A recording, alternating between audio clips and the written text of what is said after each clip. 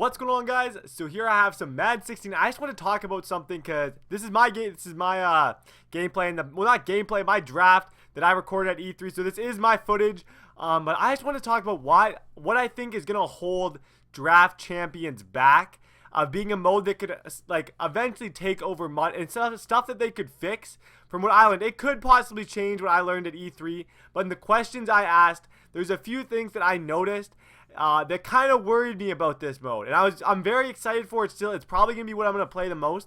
But let me just tell you what you might not want to hear. So in draft champions, you will not be able to play your friends. There'll be no play a friend option. You won't be able to draft against your friend and immediately sync up into a game, which I think is kind of stupid.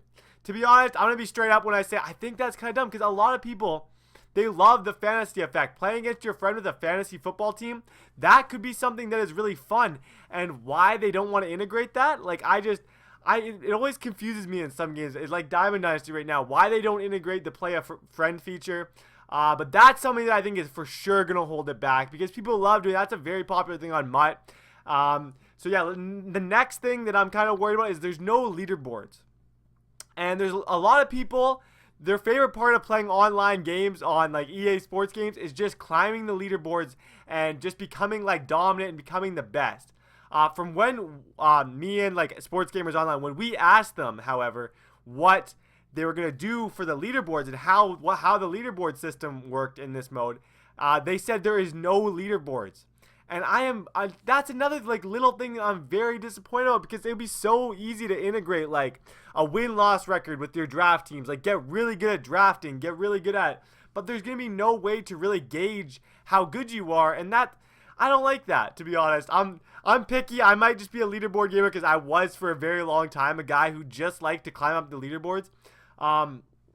So those are the two main things that I think are going to hold this mode back. But the drafts themselves, let me shed some good light on this. The drafts itself are very, very fun. They put like players that you wouldn't expect, like just random players in the back there, and you see them and you're like, who is more important to me? And it really makes you think. Like, it really gets your brain like just going. I don't know. It had me thinking in there and then I played a full game. And then, like, when you play a game, just an online game, it's just a regular game. Feels a lot like MUT, just a free version of MUT, which I'm glad. But I think it could really be a free version of MUT if they just added in play your friends and a leaderboard. I think that's all they would have had to do, and this mode would have really taken over.